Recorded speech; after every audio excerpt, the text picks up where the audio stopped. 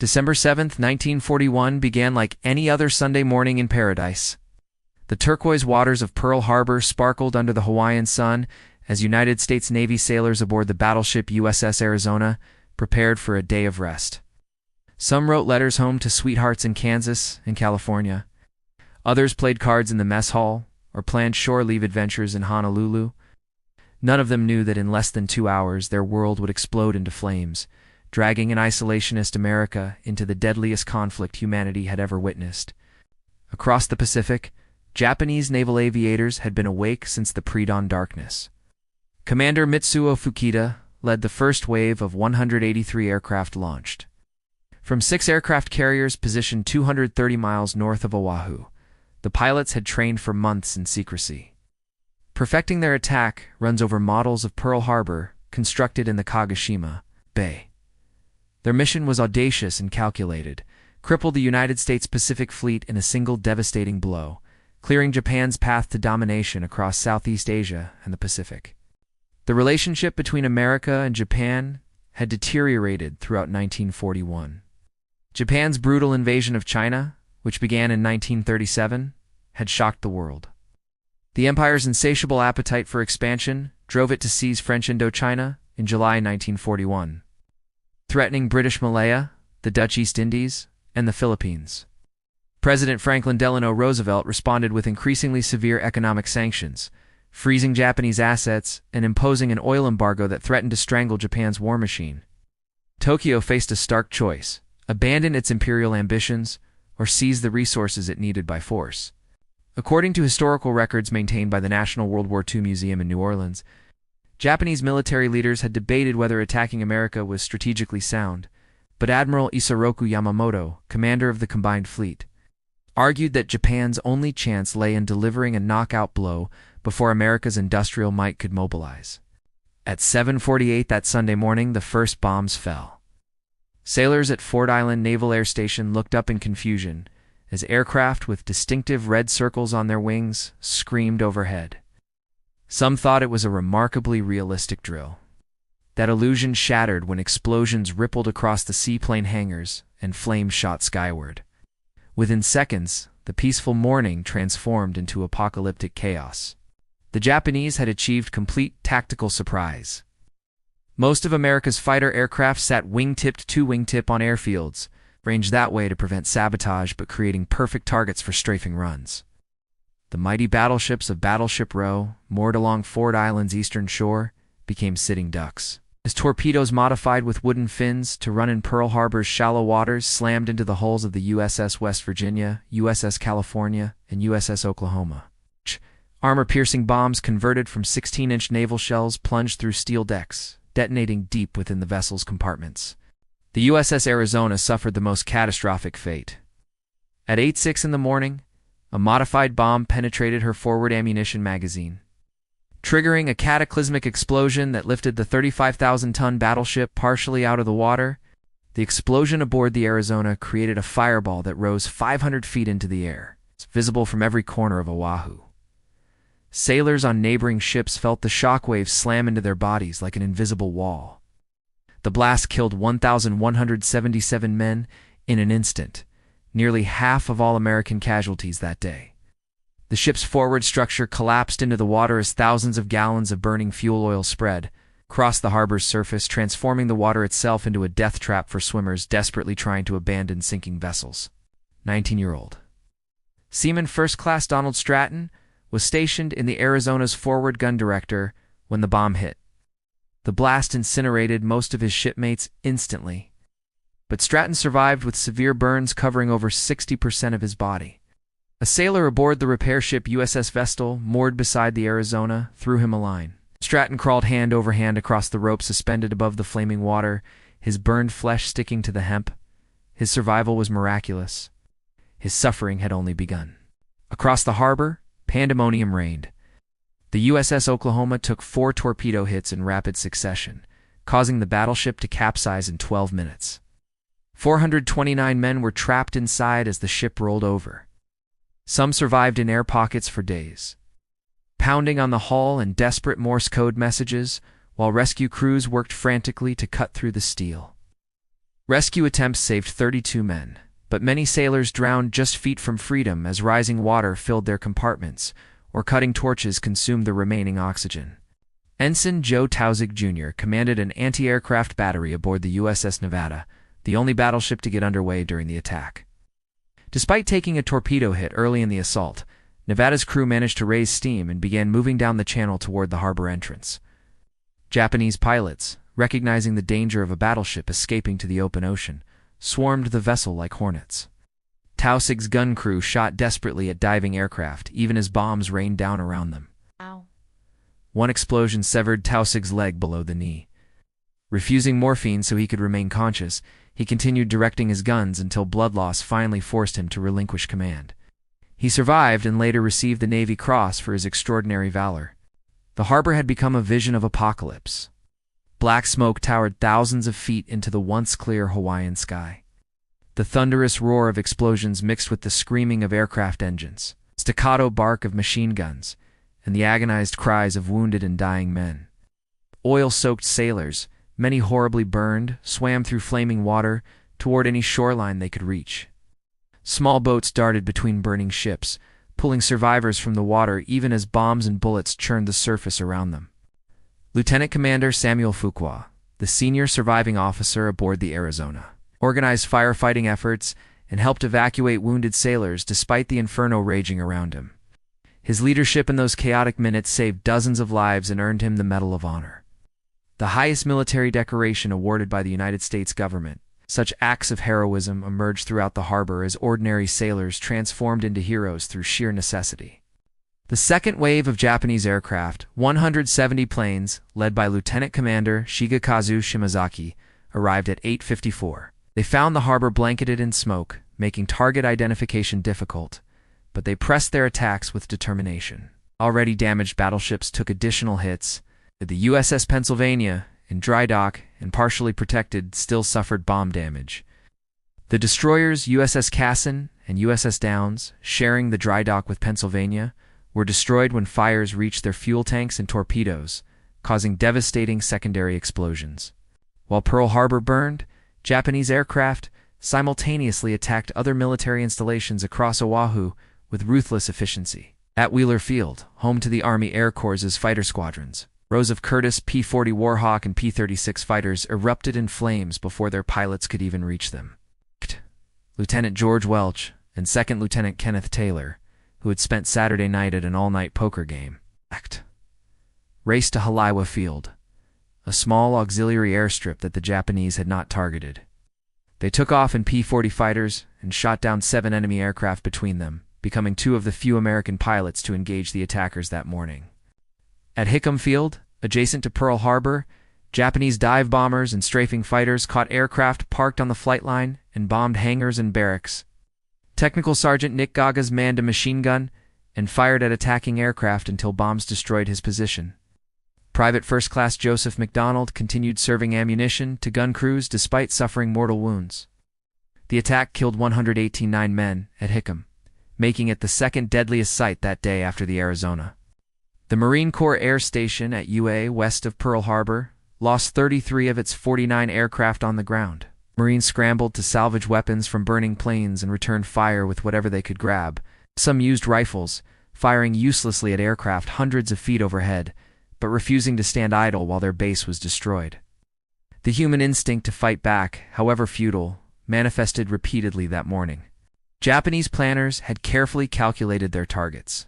Primary objectives were aircraft carriers, which represented the future of naval warfare. Though Admiral Yamamoto and other forward-thinking officers understood this better than their American counterparts. Fortune smiled on America that December morning.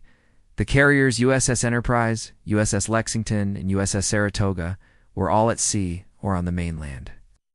Enterprise was returning from delivering aircraft to Wake Island and would arrive at Pearl Harbor the evening of December 7th to witness the devastation.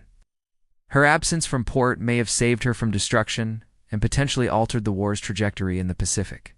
The battleships, symbols of naval might for generations, proved tragically vulnerable to air attack. 8 battleships were present at Pearl Harbor that morning. The Arizona and Oklahoma would never sail again. USS West Virginia and USS California, settled into the shallow harbor bottom, salvageable but requiring extensive repairs. The USS Nevada, despite her gallant attempt to escape, was deliberately beached to prevent her from sinking in the channel and blocking the harbor entrance. The USS Maryland, Tennessee, and Pennsylvania suffered damage but remained operational. Historical analysis from the Naval History and Heritage Command indicates that the PASOAC's strategic impact was less devastating than it appeared.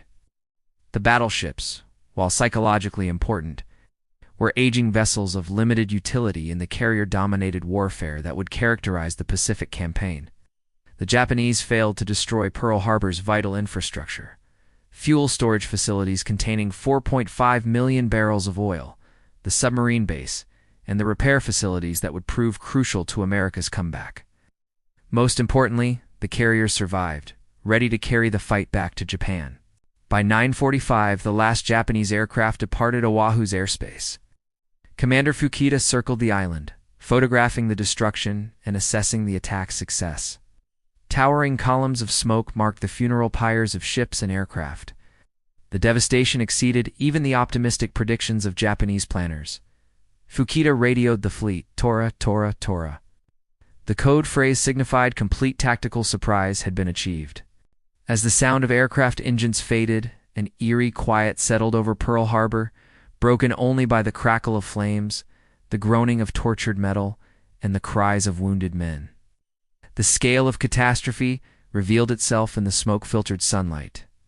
2,335 American servicemen and 68 civilians lay dead or dying. Another 1,143 were wounded, many with injuries so severe they would suffer for the rest of their shortened lives. The Arizona remained the focal point of horror. The battleship's shattered hulk continued burning for 2 days, the intense heat making recovery of remains impossible. Bodies of sailors entombed within the wreckage would remain there permanently, transforming the sunken vessel into a war grave. Today, the USS Arizona Memorial stands above the ship, where oil still seeps from the wreckage in what some call the tears of the Arizona, a reminder that the past remains present for those willing to remember. Julian efforts began immediately despite ongoing danger from secondary explosions and spreading fires. Hospital apprentice First Class Robert Lee Hookey, stationed at the Naval Hospital, worked 48 hours straight treating casualties.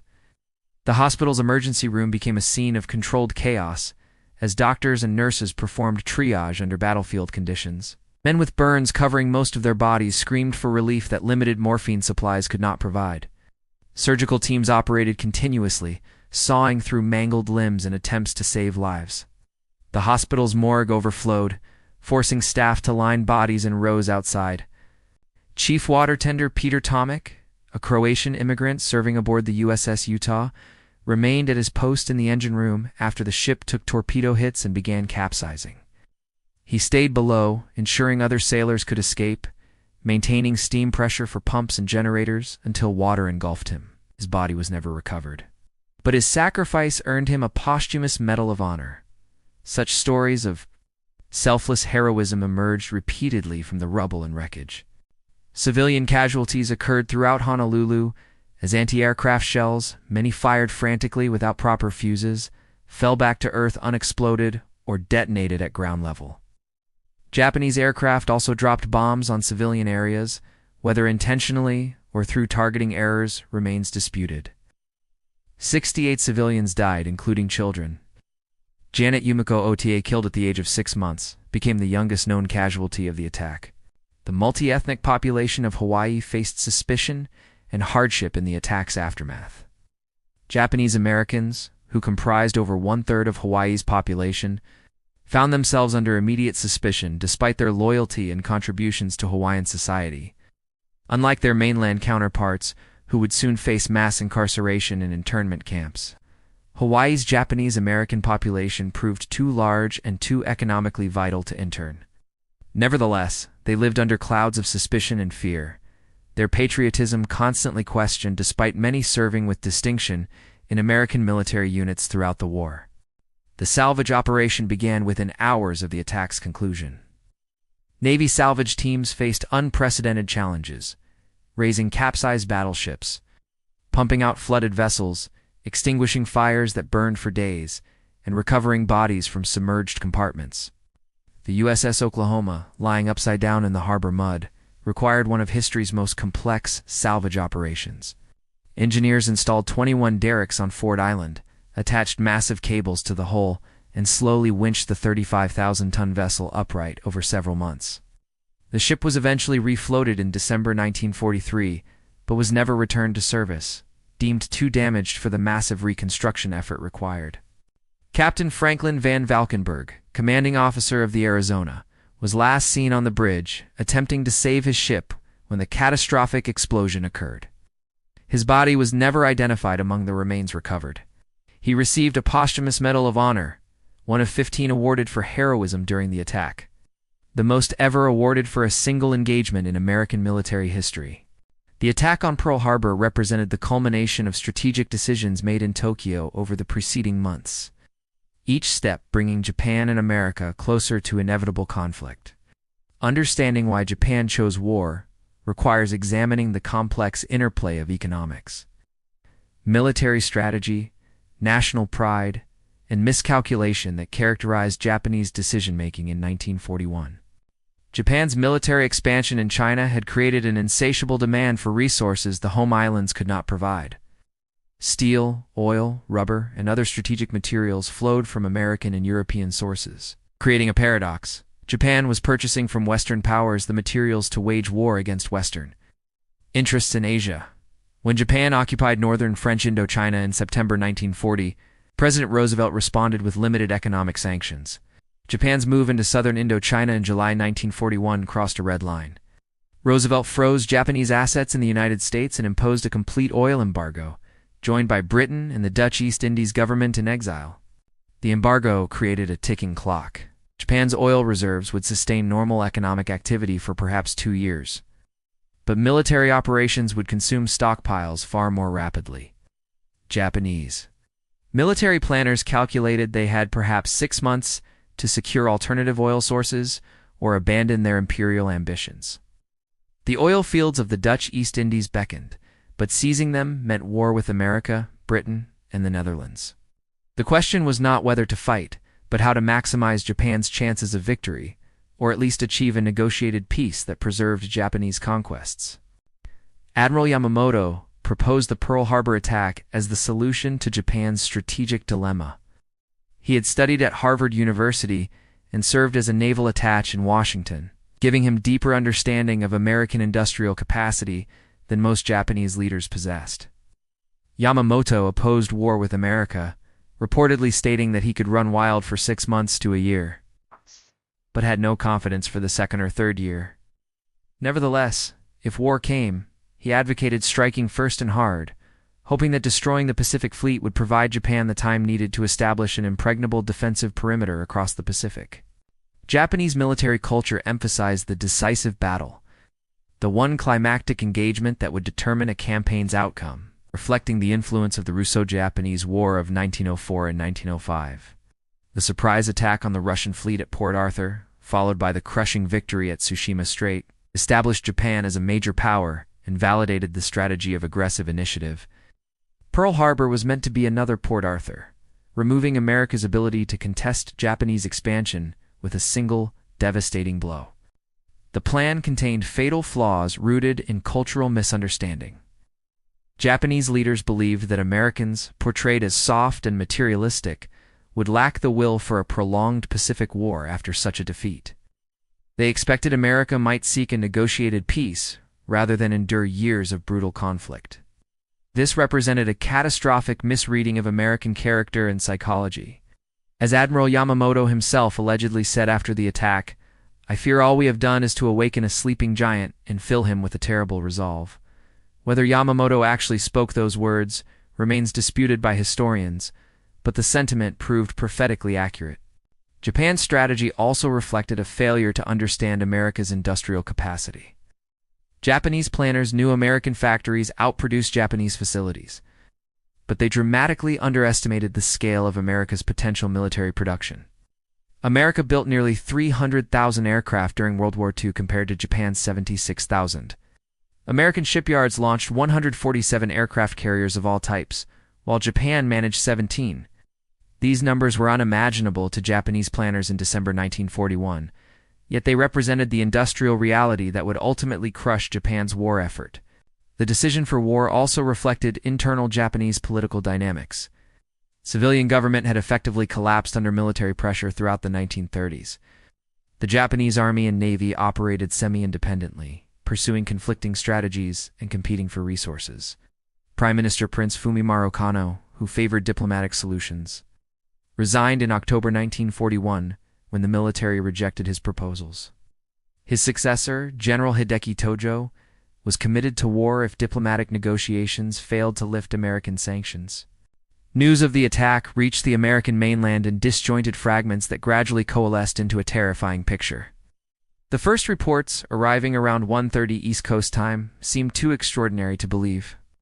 Radio stations interrupted Sunday programming with bulletins that enemy aircraft were bombing Hawaii. Many listeners dismissed the reports as a repetition of Orson Welles' infamous War of the Worlds broadcast from 1938. The notion that America, protected by two vast oceans, could be attacked on its own territory seemed impossible to a population that had known only domestic peace since the Civil War ended in 1865. At the White House, President Roosevelt received confirmation of the attack at approximately 1:40.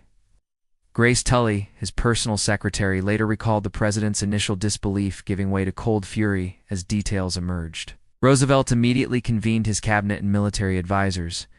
The meeting lasted deep into the evening as officers struggled to compile accurate casualty figures and damage assessments from the fragmentary communications coming from Hawaii. The president made a crucial decision that night. He would address Congress and the nation the following day to request a formal declaration of war. Across America, families gathered around radios, listening to the shocking bulletins with growing anxiety and anger. The attack transformed American public opinion overnight. Prior to December 7th, the nation remained deeply divided over involvement in the wars raging in Europe and Asia. The isolationist movement, arguing that America should avoid entanglement in foreign conflicts, had commanded substantial support. The America First Committee, led by aviator Charles Lindbergh, and supported by prominent businessmen, senators, and ordinary citizens, had argued passionately against involvement in another European war. December 7th made isolationism politically toxic overnight. The debate about whether America should fight was over. Only questions about where and how remained. Japanese forces struck almost simultaneously across the Pacific in a coordinated offensive of breathtaking scope.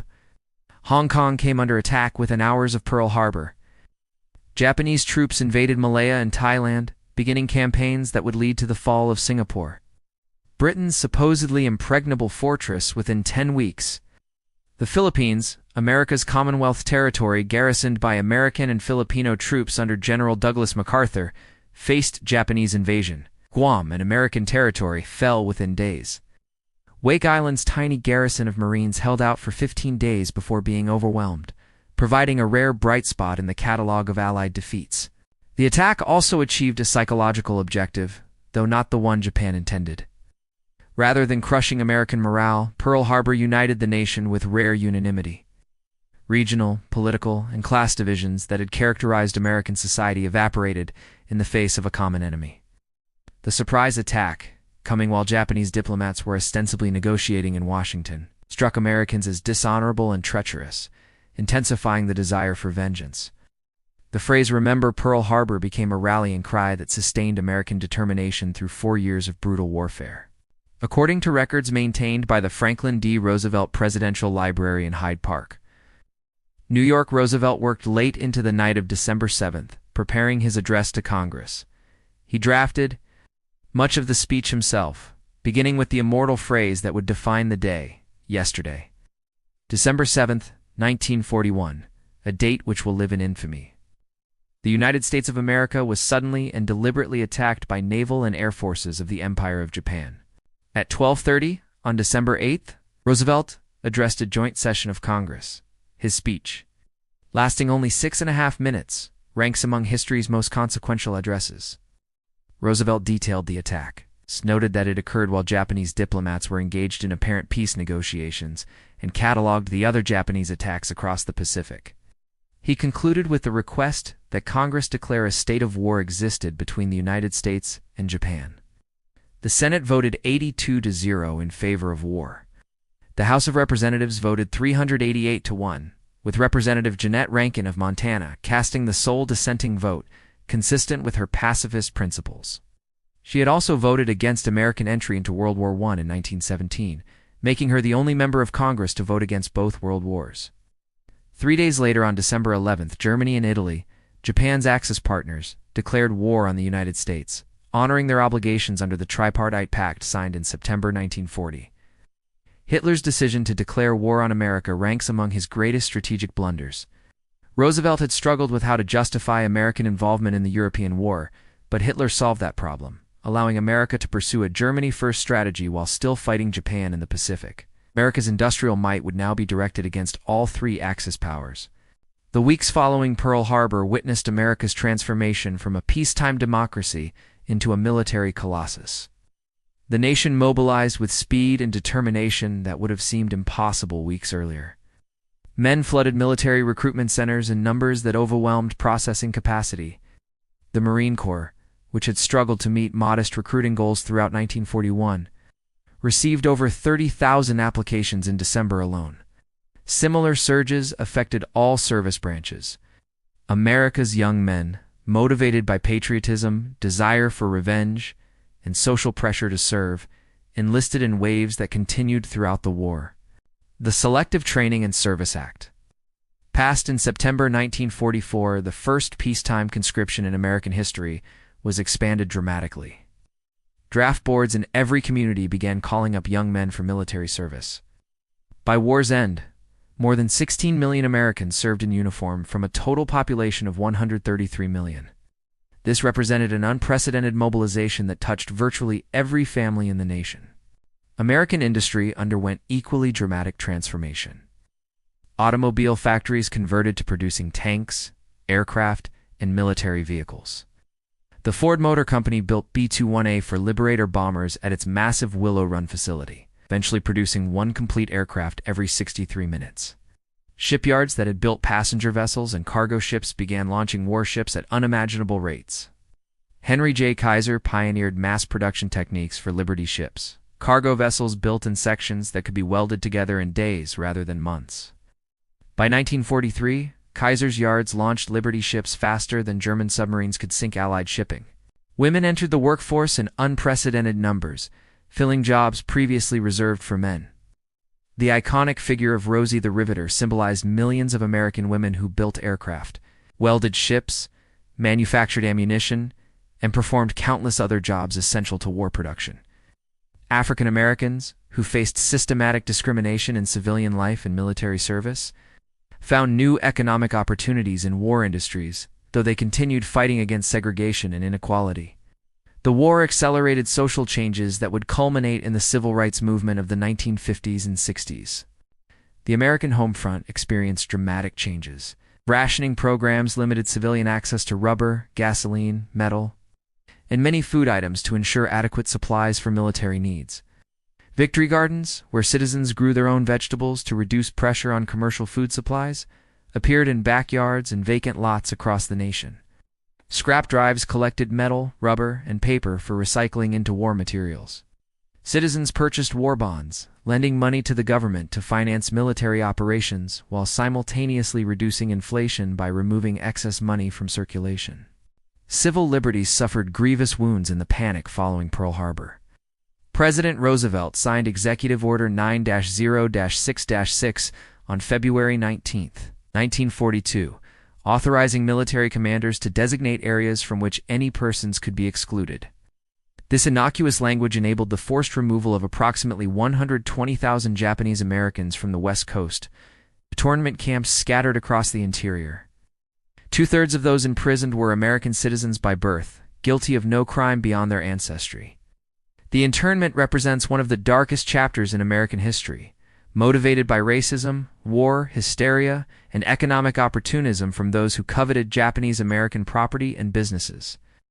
Unlike Hawaii, where Japanese Americans comprised too large a population segment to intern, mainland Japanese Americans lost homes, businesses, and freedom for years. Many served in the military, even while their families remained imprisoned. The 442nd Regimental Combat Team, composed primarily of Japanese Americans from Hawaii and the mainland, became the most decorated unit in American military history for its size and length of service, fighting with extraordinary valor in Italy and France. Their motto, "Go for broke," reflected the determination to prove their loyalty despite the injustice inflicted upon their community.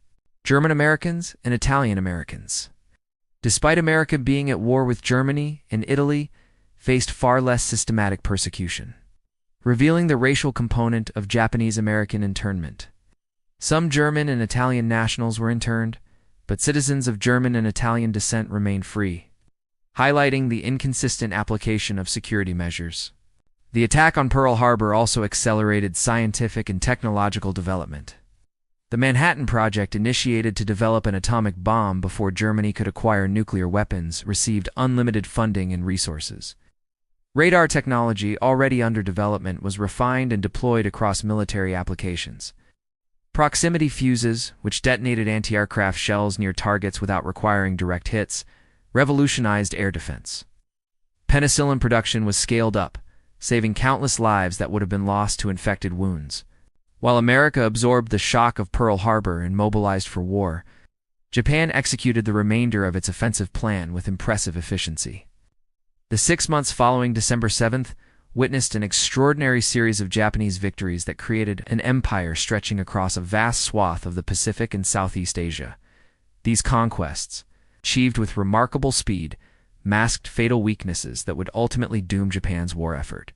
The Japanese military machine, honed through years of warfare in China, demonstrated tactical superiority over Allied forces in nearly every early engagement. Japanese soldiers, indoctrinated with Bushido warrior ethics that emphasized aggression and viewed surrender as ultimate disgrace, fought with fanatical determination. Japanese pilots, among the world's best trained in 1941, flew superior aircraft like the Mitsubishi AXCM-0 fighter, which outperformed every Allied fighter in the Pacific during the war's first year. The Philippines fell after a campaign that humiliated American forces. General Douglas MacArthur, commanding American and Filipino troops, proved strategically inept during the invasion's opening phase. Despite receiving word of the Pearl Harbor attack hours earlier, MacArthur's Air Force was caught on the ground and destroyed, repeating the disaster that had occurred in Hawaii. American and Filipino forces retreated to the Bataan Peninsula and Corregidor Island, where they held out until April and May 1942 respectively, before surrendering. MacArthur himself evacuated to Australia in March on Roosevelt's orders, leaving behind 78,000 American and Filipino troops. His departure, while militarily necessary, struck many soldiers as abandonment. His famous promise, "I shall return," was meant to inspire hope, but initially sounded hollow to men facing Japanese captivity. The captured soldiers faced horrors that violated every principle of civilized warfare. The Bataan Death March, a forced march of approximately 75 miles in tropical heat, killed between 5,000 and 18,000 Filipino and American prisoners through deliberate starvation, beatings, and summary executions. Japanese military culture's contempt for surrender transformed prisoners into subhumans unworthy of mercy. This treatment of prisoners would characterize Japanese conduct throughout the war, creating bitter hatreds that intensified combat brutality on both sides. Singapore's fall in February 1942 shocked the world.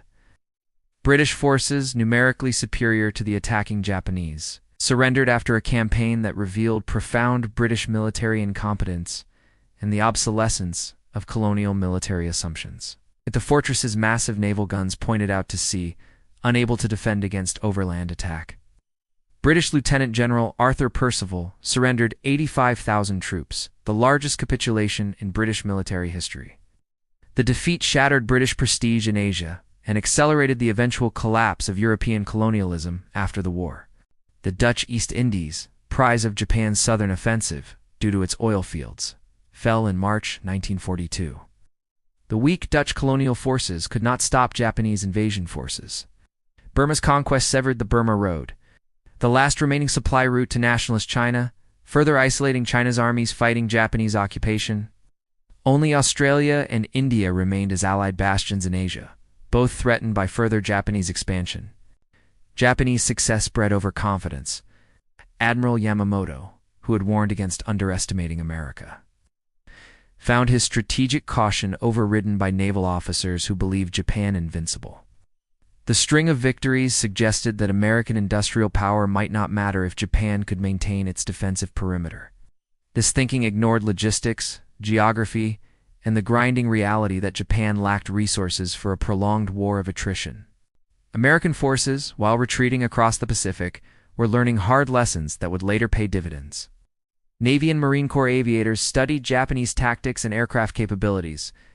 Ship captains analyzed convoy escort techniques and anti-submarine warfare. Marines developed amphibious assault doctrines that would enable island-hopping campaigns. American submarines, initially hampered by defective torpedoes that often failed to detonate, were identifying problems that would eventually be corrected, allowing them to devastate Japanese merchant shipping.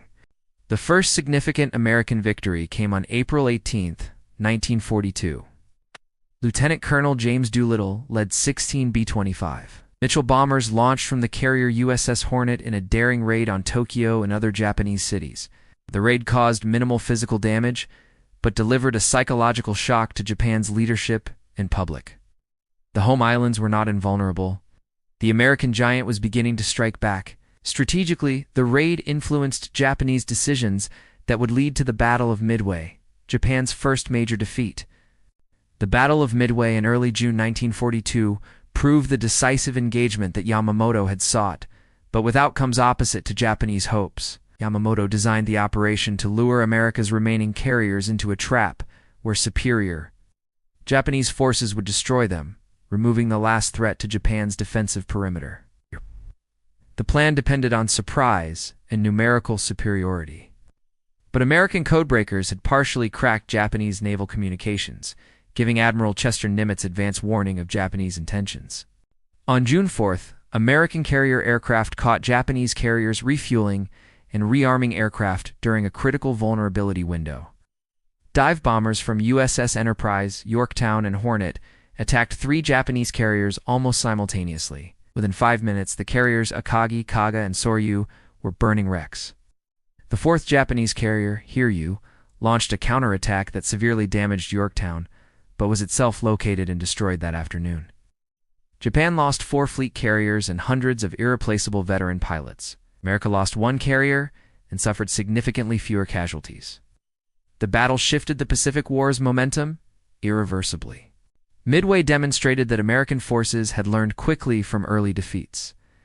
Intelligence gathering, tactical coordination, and aggressive determination had defeated a more experienced opponent.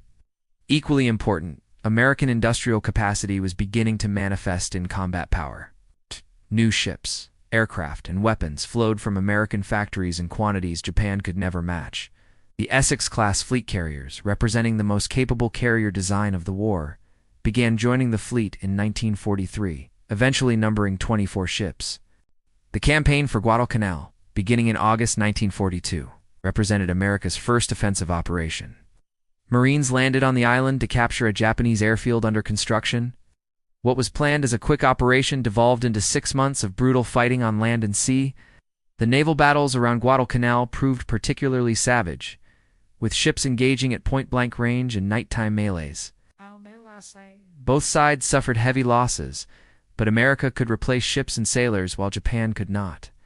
According to military historians at the United States Naval Institute in Annapolis, the Guadalcanal campaign represented a turning point where American forces learned to defeat Japanese troops in jungle warfare and established patterns of combined arms operations that would characterize subsequent campaigns.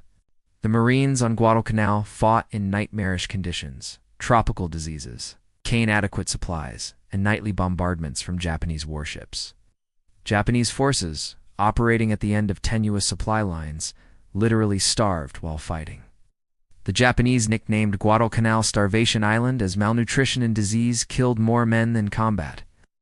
When Japanese forces evacuated in February 1943, they left behind over 20,000 dead. America retained control of the island and its airfield, establishing the pattern for the island-hopping campaign that would drive across the Pacific toward Japan. Submarine warfare, invisible to the public but strategically crucial, began taking a devastating toll on Japanese shipping. American submarines, Once equipped with properly functioning torpedoes after the defective Mark 14 torpedoes problems were finally corrected in late 1943, hunted Japanese merchant vessels with lethal efficiency. Japan, an island nation dependent on imported resources, required merchant shipping to sustain its war economy and military forces scattered across the Pacific. American submarines sank more than 5 million tons of Japanese shipping during the war, strangling Japan's economy and isolating forward military units. The submarine campaign represented a war of attrition that Japan could not win. American shipyards built submarines faster than Japan could sink them. Meanwhile, Japanese merchant ship construction could not replace losses. By 1944, Japanese fuel oil, food, and raw materials imports were collapsing, causing cascading failures throughout the war economy. Ironically, Japan now suffered the resource strangulation it had feared in 1941, but imposed by military force rather than embargo. The attack on Pearl Harbor, intended to paralyze American naval power and secure Japan's empire, instead ignited a conflict that consumed Japan in atomic fire and ended its imperial ambitions forever. The road from December 7, 1941 to September 2, 1945.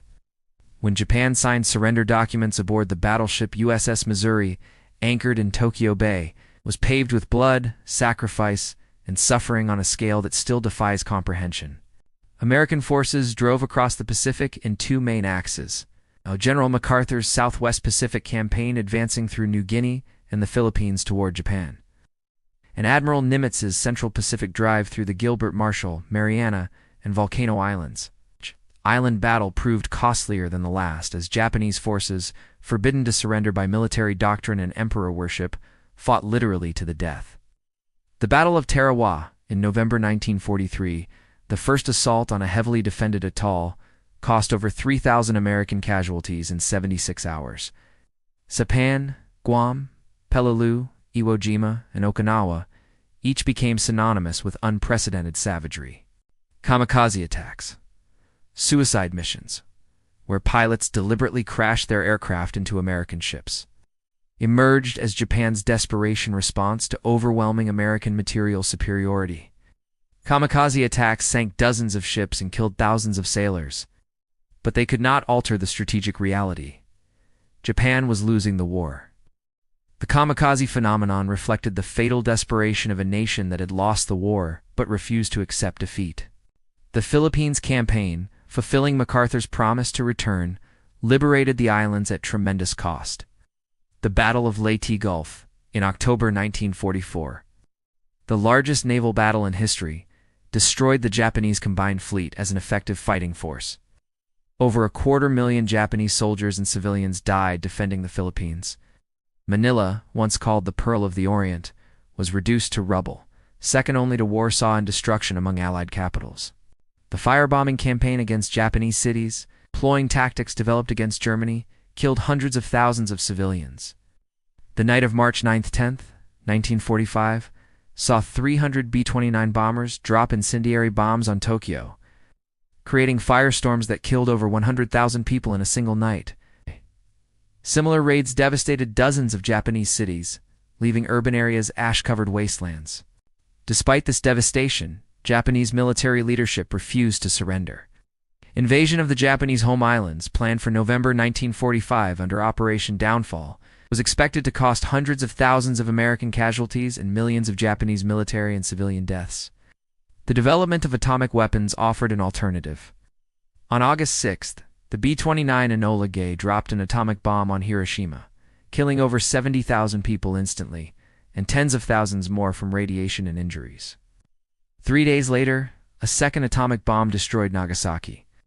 On August 15th, Emperor Hirohito announced Japan's surrender in a radio address, the first time most Japanese citizens had heard his voice. The cost of the war that Pearl Harbor initiated was almost beyond measure. The United States suffered over 400,000 military deaths and hundreds of thousands wounded. Japan lost over 3 million people, military and civilian. China's casualties exceeded 15 million. The Pacific War's brutality, characterized by racial hatred, refusal to surrender, and total war mentality, created scars that persist generations later. Pearl Harbor itself, salvaged and rebuilt, became the Pacific Fleet's headquarters once more. The battleships salvaged from the harbor, repaired and modernized, served throughout the war. The USS West Virginia, sunk on December 7th, fought at the Battle of Surigao Strait, the last battleship engagement in history, exacting revenge on the Japanese fleet. The Arizona remained entombed in the harbor, a permanent memorial to the men who died there and the war they did not live to see won. The attack transformed America from an isolationist democracy into a global superpower. The war's outcome established American military and economic dominance that shaped the post-war world. The alliance with the Soviet Union, forged in war against common enemies, quickly deteriorated into the Cold War, a conflict lasting over 4 decades. Japan, occupied and reformed, became a democratic nation and eventually one of America's closest allies, a transformation that would have seemed impossible to those who witnessed December 7th. Survivors of Pearl Harbor carried their memories throughout their lives. Some found meaning in their experiences, dedicating themselves to ensuring the lessons of that day were never forgotten. Others were haunted by the friends they lost and the horrors they witnessed. As the generation that experienced Pearl Harbor passes into history, their testimony remains as warning and inspiration. Warning against the costs of unpreparedness and complacency, inspiration from the courage and resilience they displayed in history's darkest hours. The date, December 7th, 1941, remains a date which lives in infamy, as President Roosevelt promised it would. But it also represents something more, a reminder that free people, when united and determined, possess strength that tyranny can never overcome, regardless of initial setbacks. The men who died at Pearl Harbor did not die in vain. They became the foundation upon which America built victory, transforming a day of infamy into the beginning of a triumphant struggle that preserved freedom for generations yet to come.